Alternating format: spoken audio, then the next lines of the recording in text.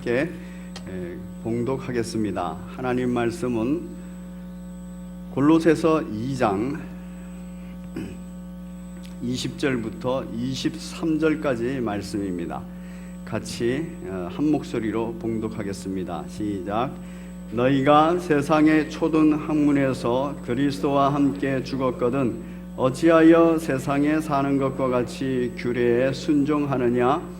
곧 붙잡지도 말고 맛보지도 말고 만지지도 말라 하는 것이니 이 모든 것은 한때 쓰이고는 없어지리라. 사람의 명령과 가르침을 따르느냐? 이런 것들은 자의적 숭배와 겸손과 몸을 괴롭게 하는 데는 지혜 있는 모양이나 오직 육체를 따르는 것을 금하는 데는 조금도 유익이 없느니라. 아멘. 우리 22절만 한 번 더 읽겠습니다. 시작. 이 모든 것은 한때 쓰이고 없어지리라. 아멘. 아멘. 우리 제목 같이 읽겠습니다. 시작. 차세대 영적 지도자 세우기. 이 모든 것은 한때 쓰이고는 없어지리라. 여름 사역에 들어서면서 저는 계속해서 차세대 영적 지도자 세우기 라는 제목으로 시리즈로 설교를 하고 있습니다. 오늘은 이 모든 것은 한때 쓰이고는 없어지리라. 바로 통찰이라는 제목으로 말씀을 전하고 싶습니다. 뭐에 대한 통찰이냐 하면은 역사에 대한 통찰입니다. 역사의 변화에 대한 통찰입니다. 역사의 변화에 대한 통찰과 더불어서 이 역사의 변화 속에서 우리가 따라가는 이 불변의 진리, 이 영혼의 진리의 자리가 어디인지를 평가하는 것입니다. 오늘 그 첫 번째 시간으로 제가 이 모든 것은 한때 쓰이고는 없어지리라 하는 부분을 다룰 거고요. 다음 주에는 이제 직면한 우리들의 문화와 우리들의 사회 그리고 우리들의 가치관 이런 것들과 관련하여서 다음 주에 한 번 더 설교를 하게 될 겁니다. 오늘 본문에서 이렇게 말합니다. 너희가 세상의 초등 학문에서 그리스도와 함께 죽었다 이렇게 말합니다. 세상의 초등 학문 거기에서 그리스도와 함께 죽었다는 말입니다. 지금 난리가 났죠, 그렇죠? 긴급 문자 왔습니다. 날씨 재난 방지 긴급 문자입니다. 요즘에 이렇게 좋은 세대에 살고 있습니다. 이렇게 연락이 잘 간다는 얘기는 이렇게 통제도 잘 된다는 얘기입니다. 자, 세상의 초등학문은 이렇게 발전을 했습니다. 이렇게 긴급 문자를 모든 국민에게 다 보낼 수 있을 정도로 대단합니다. 이 세상의 초등학문에 대해서 근데 뭐라고 말하냐면 성경은 죽었다 이렇게 말합니다. 자, 우리 제목 같이 한번 읽어보겠습니다. 시작. 세상의 초등학문을 발전시킨 제국들. 이 세상에는 제국들이 만들어졌습니다. 언제 이후에 제국들이 만들어졌냐면 가인의 후예들이 그 제국의 기본이 됐습니다. 그리고 노아 홍수 이후에도 니무롯의 후예들이 그 제국의 기본이 됐습니다. 그래서 나라가 만들어졌는데 그 나라에서 영웅들이 나와서 어마어마한 제국들을 형성했습니다. 그런데 그 제국들이 그렇게 형성되는 데는 그 제국들이 가지고 있는 능력이 있어요. 그 능력을 성경은 뭐라 그러냐면은 초등학문이라 그럽니다. 그렇게 초등학문을 잘 세워서 세상은 그걸 고등학문이라 그래요. 그런데 성경은 그걸 초등학문이라 그럽니다. 왜냐하면 그 하나님에 대한 지식과 하나님에 대한 학문과 세상에 대한 학문은 이거 비교할 수 없는 정도의 차이가 있기 때문에 그렇습니다. 이 초등학문을 세운 제국들이 있습니다. 현재 세상에 초등학문들을 세운 제국들이죠. 미국입니다. 대단한 나라지요. 두 번째는 이 미국을 대항하기 위해서 만들어진 유럽 연방입니다. 이제 이 미국과 유럽 연방으로 전 세계를 또 통제하고 통치하기가 어려우니까 바로 경제협력개발기구라는 OECD를 만들었습니다. 그래서 18개국의 유럽 연방에 나온 나라와 미국, 캐나다를 넣고 20개국이 됐다가 그 이후에 점점 늘려서 멕시코도 들어가고 우리나라도 들어가고 하면서 전 세계에 경제협력개발기구를 만들었습니다. 이들은 자기들의 논리를 가지고 있어요. 자기들의 철학을 가지고 있습니다. 이것을 기반을 할 수 있는 학문들을 가지고 있습니다. 그러면서 우리들에게 발목을 잡고 목덜미를 잡고 도전을 합니다. 생각을 바꾸고 마음을 바꾸고 삶의 자리, 행동을 바꿔버립니다. 그런데 성경은 세상의 초등학문에 죽었다 이렇게 말합니다. 그런데 우리는 거기에 산 것처럼 지금 끌려가고 있다는 얘기예요. 그런데 이 역사는 과거에도 있었습니다. 과거 역사상 세상의 제국이라고 말하고 있는 제국들이 있습니다. 세계사 속에서 제국이라고 말하는 제국, 가장 유명한 제국 알렉산더 제국입니다. 그리고 그 다음을 이은 제국 로마 제국입니다. 이들 제국에 대한 관심은 굉장히 큽니다. 왜냐하면 이 제국이 이 어마어마한 제국을 형성하기 위해서는 그들에게 있어서는 철학과 통치 체제가 있었고 그것이 굉장한 공감을 불러일으켰기 때문입니다. 성경에는 어떤 제국들이 등장합니까? 성경상 세상의 제국입니다. 애굽입니다. 우리가 잘 알고 있다시피 요셉 때 들어갔다가 모세 때 출애굽한 그 애굽입니다. 그리고 아주 유명한 바로 왕이 있었던 애굽입니다. 그리고 바벨론입니다. 세상이라고 평가되는 바벨론입니다. 그리고 또 세상이 있습니다. 페르시아, 바사라고 평가되는 페르시아입니다. 이들 제국들은 역사 속에서 문화를 다 형성했어요. 그리고 그 문화 속에서 철학도 형성하고 그 철학의 가치를 다 높여놓고 그리고 그 철학을 기초로 통치 기반들을 만들었습니다. 결국에 이들이 제국이 되기 위해서는 통치하기 위해서였습니다. 누구를 통치할까요? 사람을 통치하기 위해서입니다. 무엇으로? 바로 세상의 제국들의 가치관으로, 즉 세상의 가치관으로, 즉 세상의 그 학문으로, 세상의 초등학문으로 바로 통치를 했던 것입니다. 그 통치 대상이 예수님을 안 믿는 사람만 있었으면 다행인데 예수님을 믿는 그 사람들도 그 통치 아래 들어갔다는 얘기입니다. 왜냐하면 세상의 제국이라는 배를 같이 탔기 때문에, 대한민국이라는 세상의 제국의 배를 탔고 전 세계가 지금 연합되어 있는 이 배를 같이 탔기 때문에 그렇습니다. 이 세상의 초등학문이 얼마나 무서운가 하는 것은 이제 우리가 좀 살펴볼 수 있습니다. 그리고 그것이 그렇게 무서움에도 불구하고 그 세상의 제국들, 세상의 초등학문을 다 이긴 믿음의 사람이 있고 이긴 방식이 있다는 겁니다. 바로 이 부분을 통찰하자는 것입니다. 우리 현재 세상의 제국들, 바로 미국이 있습니다. 이 미국은 유럽에서 만들어 놓은 계몽주의, 그리고 유럽에서 발생한 과학주의, 이것을 기반으로 실용주의 학문을 발전시킨 나라입니다. 그 실용주의는 대단해서요, 꽝 잡는 것이 다 매다 그랬어요.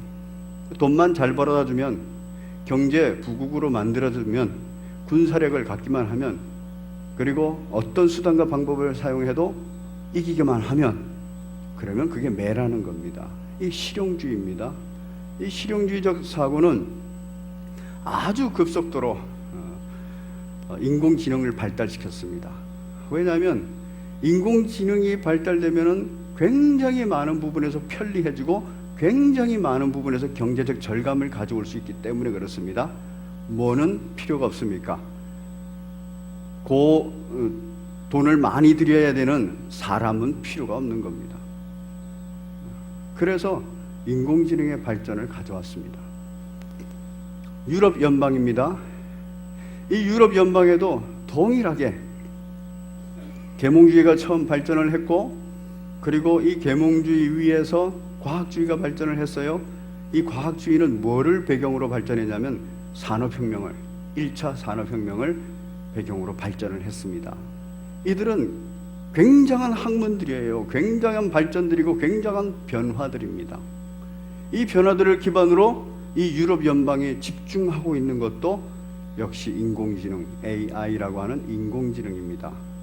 그곳에 집중하고 있습니다. 경제협력개발기구, 여러분, 경제협력개발기구가 여러 나라, 전 세계, 또 가난한 나라들의 경제를 위해서 협력하고 그들의 경제를 다시 발전시키기 위해서 개발하는 곳일까요? 말은 그렇습니다. 그런 목적으로 연합을 이루었습니다. 그런데 오늘날 현실은 어떻습니까? 미국의 대통령이 새로 뽑혔습니다.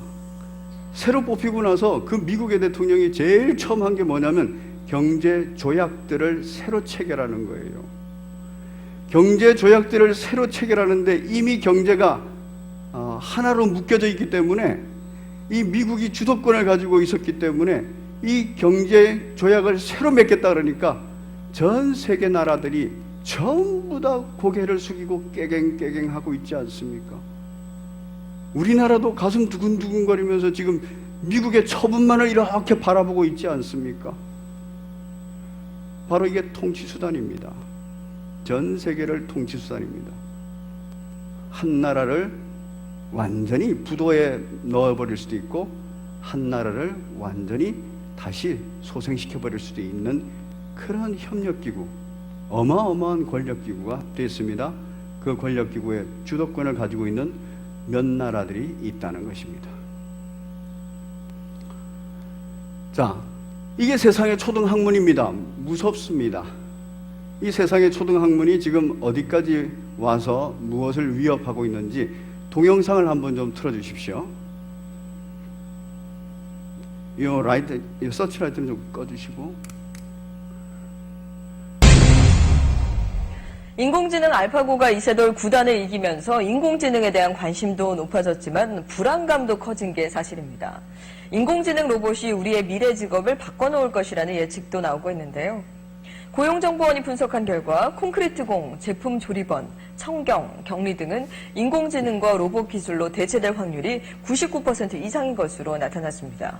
주로 단순 반복적인 일들이 많았지만 전문직으로 꼽히던 손해 사정인, 일반 의사, 관제사 등도 대체 가능성이 높은 것으로 나타났습니다. 반면 대체 불가한 직업으로는 화가나 조각가, 사진작가 등 감성에 기초한 문화 예술 분야의 직업이 꼽혔습니다.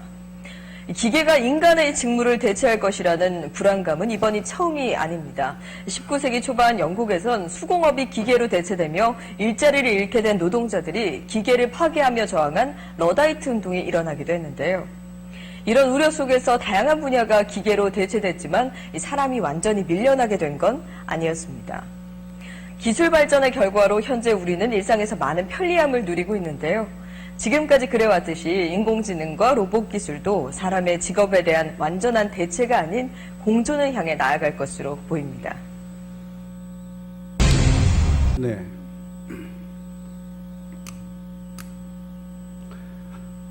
인공지능에 대해서 얘기되어지는 것은 보다 더 심각합니다.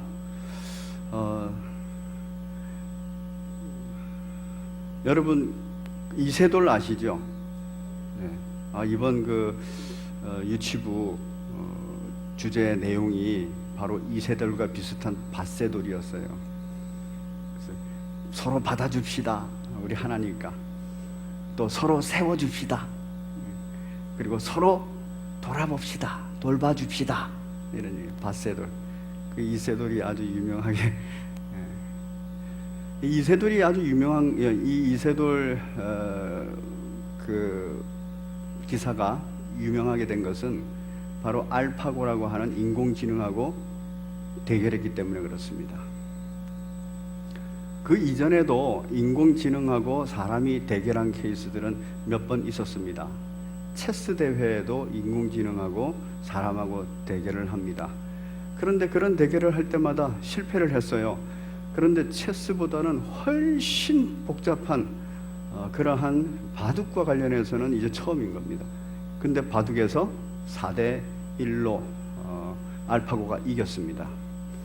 그건 뭘 말해주느냐 하면은 사람보다 낫다는 겁니다. 적어도 계산하고 통계를 뽑고 분석하고 판단하는 데 있어서는 사람보다 낫다는 겁니다.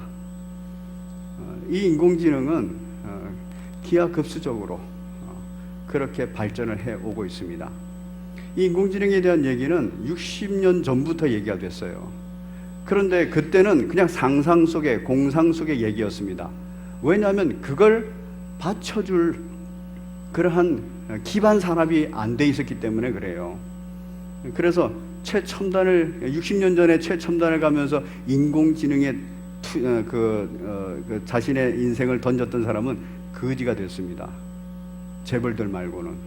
왜냐하면 그걸 받쳐줄 기반들이 없었거든요. 그런데 오늘날에는 그 인공지능이 가질 수 있는 정보가 무궁무진합니다. 여러분, 미국의 최대 정보회사입니다. 구글이에요, 구글. 이 구글이라는 회사가 인공지능 회사를 구입을 했어요. 왜 구입을 했을까요? 인공지능을 가지고 더 많은 정보를 빨리 뽑아내려고요? 그렇지 않습니다. 구글이 가지고 있는 어마어마한 정보를 이 인공지능이 전부 다 종합하고 통계해서 창조적인 일을 하기 위해서예요. 구글은 어마어마해질 겁니다. 그런데 이 인공지능이 옛날에는 공상과학 영화나 나올 거였지만 지금은 이 구글 회사가 그 인공지능 회사를 구입할 정도로 아주 실제적인 것이 됐어요. 그래서 우리의 통계를 보면은 2020년도에 인공지능이 상당히 보편화되고 발전이 된다 그랬습니다. 2020년도에 사람을 능가하게 된다. 2020년도에 몇 년 남았습니까? 3년 남았다는 거예요. 이게 작년에 한 얘기입니다. 2030년대가 되면은 조금 전에 얘기한 것처럼 많은 부분에서 사람이 그냥 대체가 된다는 거예요. 이것에 대한 얘기는 굉장히 많습니다. 인공지능이 만들어져도 지금 1차, 2차, 3차 산업혁명이 일어난 이후에도 사람이 공존한 것처럼 같이 공존할 것이다. 조금 전에 앵커도 공존할 사회가 있다 이렇게 얘기를 했어요. 공존할 수 있을지 아니면 대체가 되고 끝날지 그거는 모르는 일입니다. 왜냐하면 1, 2, 3차 산업혁명은 공존을 전제로 한 그러한 산업혁명이었어요. 왜 사람이 없으면은 안 되는 거였습니다.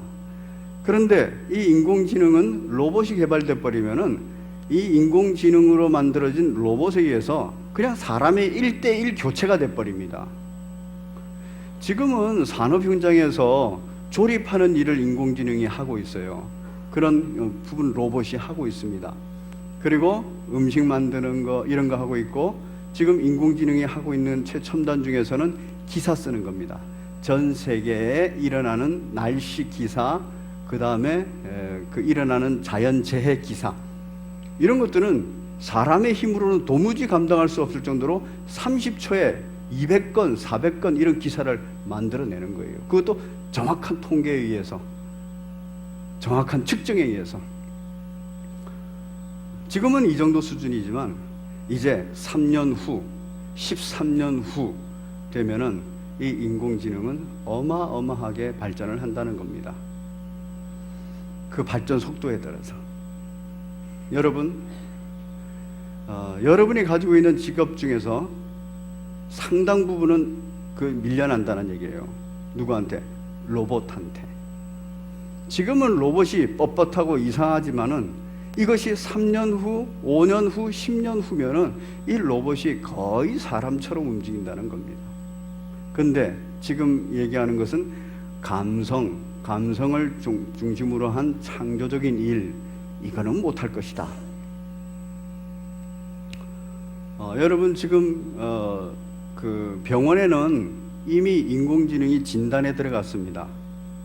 인공지능이 진단을 하는 거예요. 그 진단은 여러 논문들, 새로 어마어마하게 나오는 이 논문들을 전부 다 수집해가지고 평가해가지고 그 다음에 사람이 자기 정보를 집어넣으면 진단을 딱 해주는 겁니다. 어떻게 치료를 하고 어떻게 수술을 하면 되겠다까지 나옵니다. 그리고 일부 수술도 지금은 인공지능으로 하지요. 그리고 컴퓨터로 하고 기계로 합니다. 로봇으로 한다는 얘기입니다. 그래서 의사들이 대체될 가능성이 상당히 높다고 얘기합니다. 의사도. 변호사도 바뀌어질 가능성이 크대요. 판사도 바뀌어질 가능성이 크대요. 여러분 상상해 보십시오. 로봇이 앉아가지고 재판을 하는 겁니다. 사람의 상황을 다 듣고 그런 상황은 옛날에 이러이러한 일이 있었고 저러저러한 일이 있었고 법조항에 이것에 맞고 딱 내리는 거예요. 누구보다 더 공정합니까? 사람보다. 여러분 지금도 법조계가 썩었다 난리다 이러지 않습니까? 왜냐하면 사람이 변호사 일, 그 다음에 판사 일, 검사 일 하면서 전부 다 뒷돈거래를 하고 있지 않습니까? 인공지능은 그게 없는 거라는 거예요. 그러니까 그걸 선호하게 된다는 겁니다. 그러면 판사, 변호사, 검사 자리가 상당히 바뀌는 거죠. 여러분 놀랍게도 교사들도 바뀐답니다. 왜 그럴까요? 오늘날 대한민국의 교사들은 지식 전달을 목적으로 하고 있어요. 인격을 가르치고 공동체를 가르치는 이 정서적인 면을 가르치는 것을 목적으로 하지 않습니다. 지식 전달을 목적으로 합니다. 그래서 중고등학교, 대학교 교수까지 다 바뀐답니다. 왜? 지식만을 전달하는 데는 인공지능이 훨씬 나으니까, 강의만을 하는 데는 인공지능이 훨씬 나으니까. 이렇게 되면 학원 강사들은 거의 다 바뀐다는 얘기죠. 이게 불과 얼마 안 남았다는 얘기입니다. 그런데 바뀌기가 어려운 교사가 있대요. 누구냐면 초등학교 교사랍니다.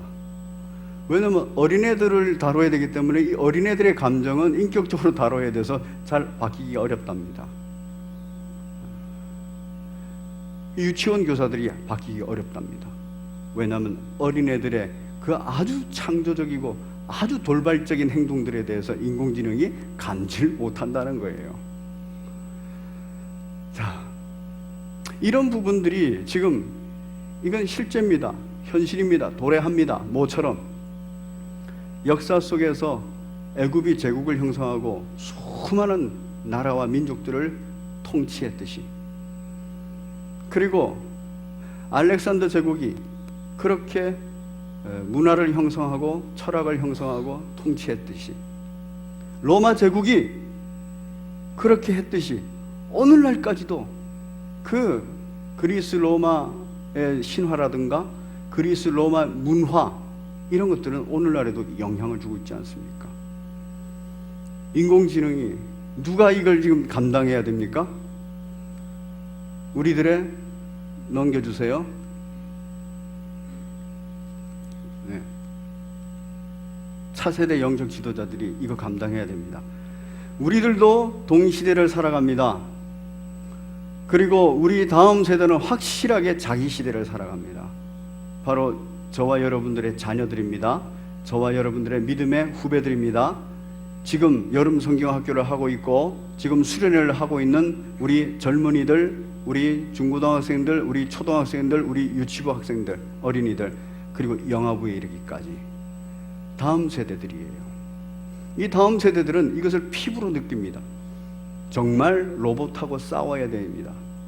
자리 경쟁을 해야 되는 거예요. 역사상 세상의 제국들 어떠했습니까? 알렉산더 제국입니다. 여러분, 이 알렉산더 제국은 헬레니즘 문화라는 큰 문화를 형성했어요. 그래서 이 문화로 전부 다 그 제국을 통치했습니다. 그 문화를 통치하는 기구로는 신화를 만들었습니다. 그리고 그 신화를 중심으로 문화를 형성했고, 그리고 민주주의를 형성했습니다. 철학을 형성했습니다. 그리스 철학이죠. 당시에 에스라가 있었고 그리고 에스라 학파가 있었습니다. 알렉산더 제국에. 이 에스라와 에스라 학파는 뭐를 가지고 이들과 싸웠을까요? 이 어마어마한 제국 문화와 싸웠을까요? 다른 거 하나도 없습니다. 딱 하나님 말씀이었어요. 에스라가 하나님 말씀 붙들고 그 하나님 말씀의 성취를 위해서 정확하게 순종하고 나갔습니다. 그리고 그 이후에 에스라를 따르는 학파가 오랜 동안 그걸 해내 나왔습니다. 그런데 인간의 죄성이 그 순수함을 결여시키고 그리고 바리새인도 만들어내고 사두개인도 만들어내고 율법학자들도 막 그런 걸 만들어냈습니다. 그런데 그 중에는 또 어떤 사람들을 만들어내냐면 경건주의자들을 만들었어요. 세례 요한 같은. 바로 이러한 문화 속에서 이걸 극복해내는 방식은 바로 그리스도인은 말씀에 순종하고 살았다는 겁니다. 그러면 그 다음 제국이에요. 로마 제국. 이 당시에는 누가 살았습니까? 예수님도 살았고 제자들도 살았고 사도 바울도 살았습니다. 이 로마 시대에는 로마 문화가 형성이 됐습니다. 로마 문화는 우리가 잘 알다시피 신화도 있어요. 그래서 그리스, 로마, 신화 이렇게 말을 하죠. 이 신화도 있고 이 신화를 중심으로 어마어마한 건축, 헬레니즘 문화는 철학을 발전시켰다면은 이 로마 문화는 그 헬레니즘 문화 위에 바로 어마어마한 눈에 보이는 형상들을 만들었습니다. 그래서 도시를 건설하고 건축을 했습니다. 그리고 도로를 만들었고 교통 수단들을 만들었어요. 굉장히 화려합니다. 어느 정도로 이것에 열중하고 있었냐 하면은 여러분 가이사라 빌립보라는 도시 성경에 나옵니다. 가이사라라는 그 로마 황제 이름을 따고 빌립보라는 자기의 이름을 따서 도시를 하나 건설했어요. 유대 지역에서 가장 화려한 도시. 만들 때에는 로마 제국 가운데서 가장 화려한 도시를 만들고자 가장 아름다운 곳에 만들었어요. 그 정도로 이 로마 제국은 그렇게 화려한 문화를 그리고 거대한 문화를 만들었습니다. 그런데 그 가이사라 빌립보 앞에서 예수님께서 한 얘기가 있어요. 제자들 향해서 너희는 나를 누구라 하느냐? 그때 제자들이 뭐라 그러냐면은 로마의 황제입니다. 황제보다 뛰어나신 분입니다. 이렇게 말하지 않았어요. 로마의 이 문화보다도 더 훌륭한 대단하신 분입니다. 이렇게 말하지 않았어요. 왜? 초라하니까. 이미 초라한 모습 그대로를 가졌습니다. 그런데 이 제자들이 베드로가 뭐라 그랬습니까? 주는 그리스도입니다. 이 세상 것과 비교할 수 없는 존재입니다. 주는 하나님의 아들입니다. 이렇게 고백했어요. 바로 세상의 초등학문, 정말 초등학문 취급해버린 겁니다. 그때 예수님께서 뭐라 그럽니까? 이거는 네가 한 것이 아니다. 하나님께서, 성령께서 가르쳐 주신 것이다. 특별한 은혜라는 얘기입니다. 진리라는 얘기입니다.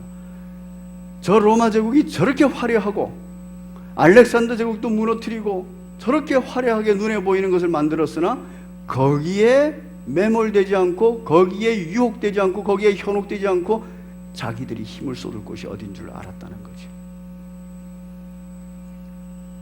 성경상에 제국이 있습니다. 애굽입니다. 당시에는 미국, 오늘날의 미국 같은 나라죠. 그 지중해 연안을 다 지배했습니다.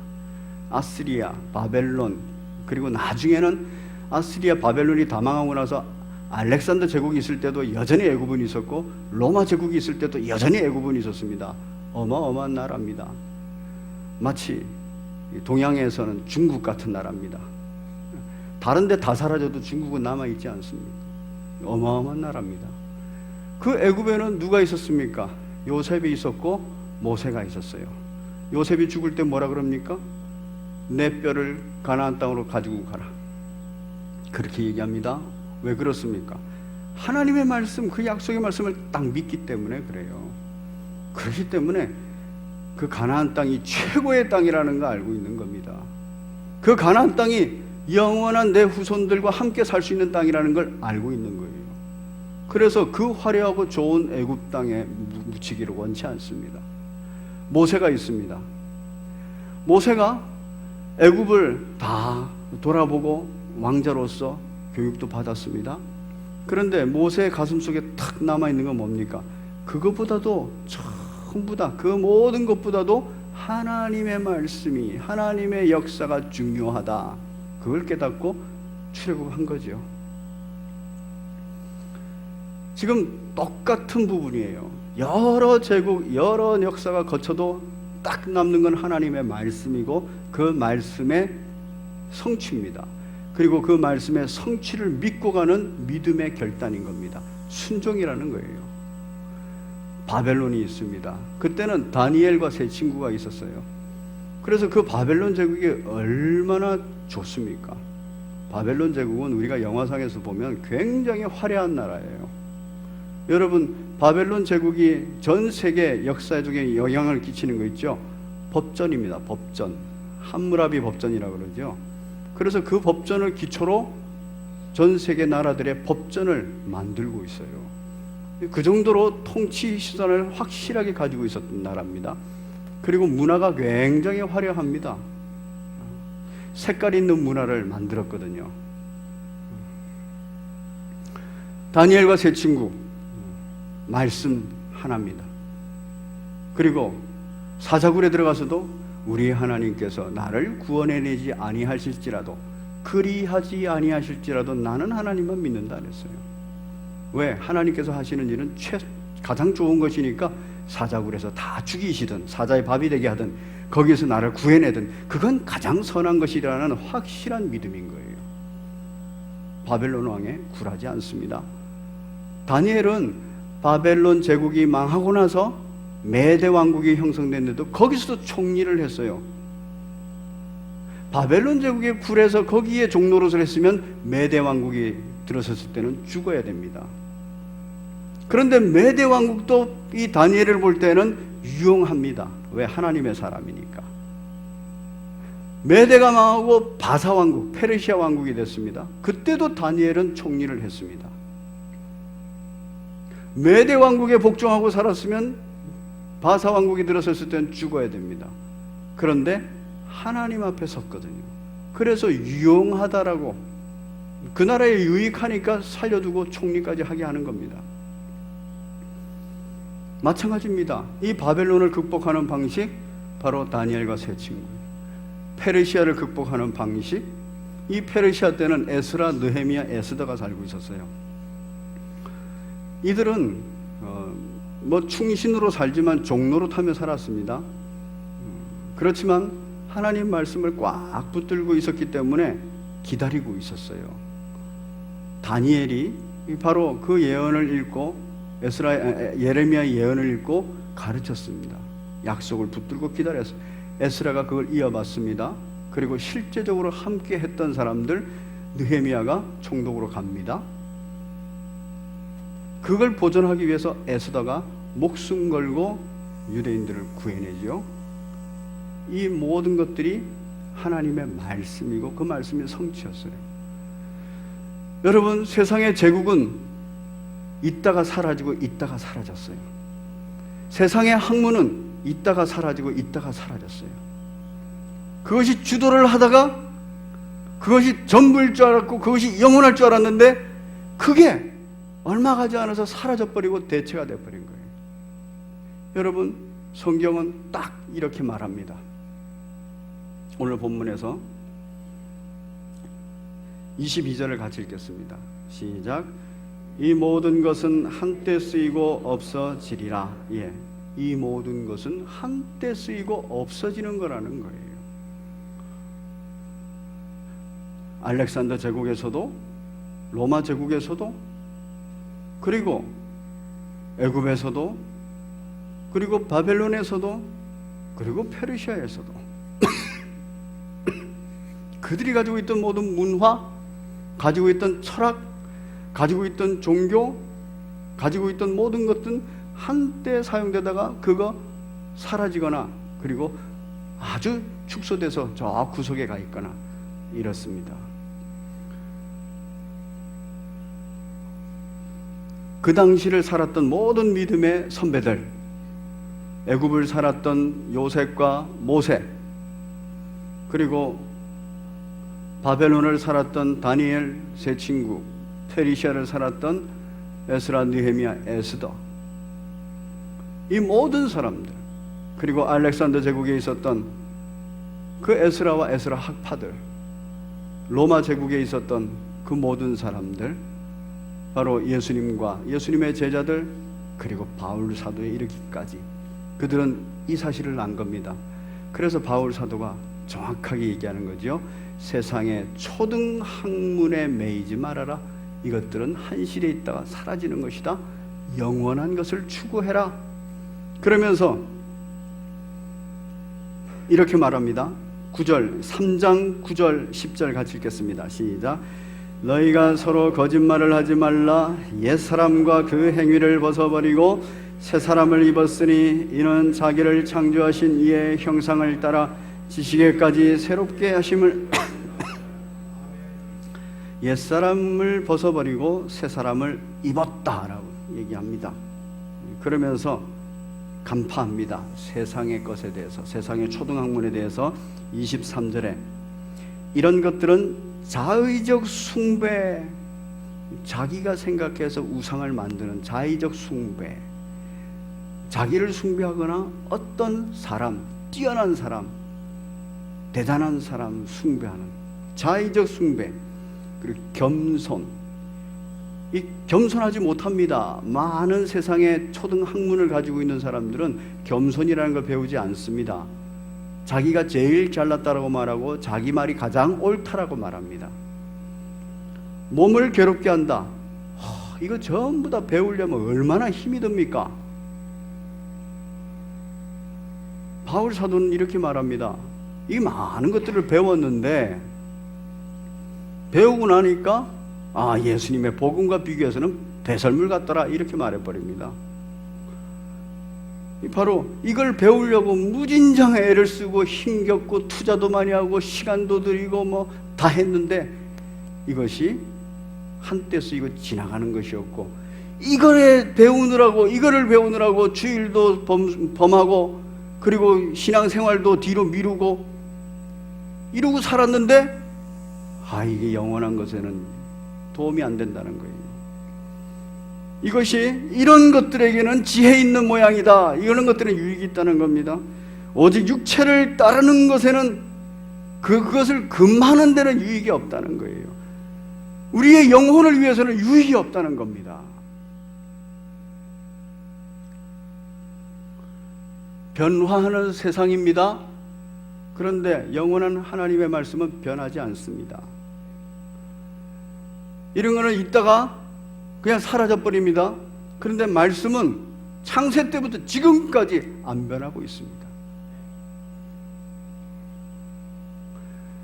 이 모든 것은 한때 쓰이고 없어진다라고 이 영원한 하나님의 말씀은 그렇게 계시하셨고 그것이 역사 속에서 증명이 됐습니다.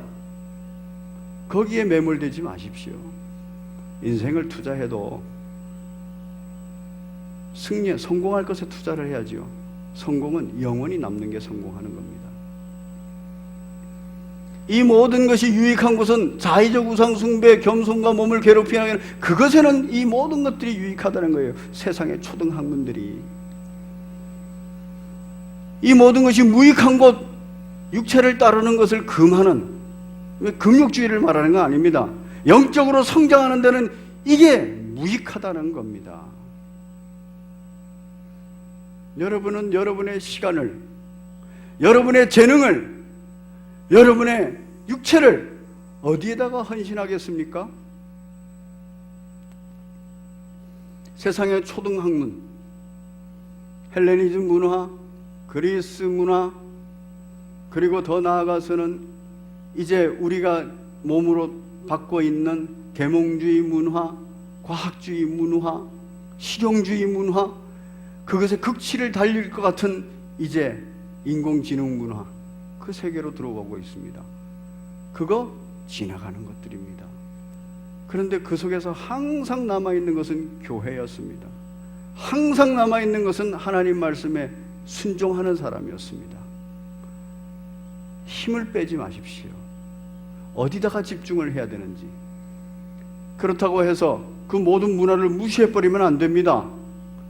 무시할 용기가 있는 사람은 무시하면 됩니다. 무시하고 그 문화와 소외돼서 살아가면 돼요.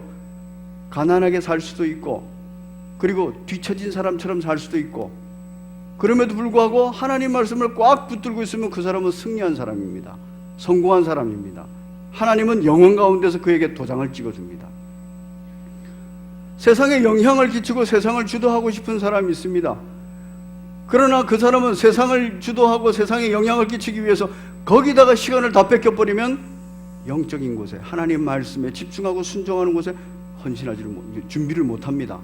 그러니까 그런 사람은 어떻게 해야 되냐면, 먼저 하나님 말씀에 더욱 집중하고 하나님 말씀에 순종하는 그 훈련이 되어야 돼요. 그리고 나서 세상의 학문을, 그리고 세상의 문화를, 세상의 그런 모든 상황들을 파악하고 분석하고 주도해가면 됩니다. 뭐가 가장 기본입니까? 바로 말씀이에요. 변하지 않는 말씀. 이 말씀 잘 알아야 됩니다. 그렇게 살면 됩니다. 가난에 처할 줄도 아는 그 능력을 입으면 되고, 부에 처할 줄도 아는 그 능력을 입으면 되고, 유명해질 줄도 아는 능력, 무명해질 줄도 아는 능력, 그 능력을 가지면 됩니다. 왜? 세상은 변하면서 어떤 사람을 유명하게 만들고 또 무명하게 만들고, 어떤 사람을 가난하게 만들고 부하게 만들고 이러면서 우리들을 자꾸 현혹시켜요. 하나님으로부터 자꾸 멀게 만듭니다. 그거에 안 속아 넘어가는 거예요. 왜? 우리는 새 사람을 입은 새로운 존재니까. 다음 주에는 보다 더 실제적으로 어떻게 우리가 현실을 대처해 가야 되는지 하는 부분들을 다루겠습니다. 왜냐하면 차세대, 우리가 맡은 차세대, 믿음의 세대들이 있어요. 그 믿음의 세대가 믿음 가지고 말씀 가지고 살면서 이 세상을 어떻게 살 것인가 하는 것은 우리 어른들의 몫입니다. 그걸 지도하고 가르치는 건 우리 어른들의 몫입니다. 다음 주에 그 부분을 함께 다루겠습니다. 간단하게 하려고 했는데 생각보다 시간이 많이 갔네요. 우리 함께 찬송가 342장 찬양 올리겠습니다. 342장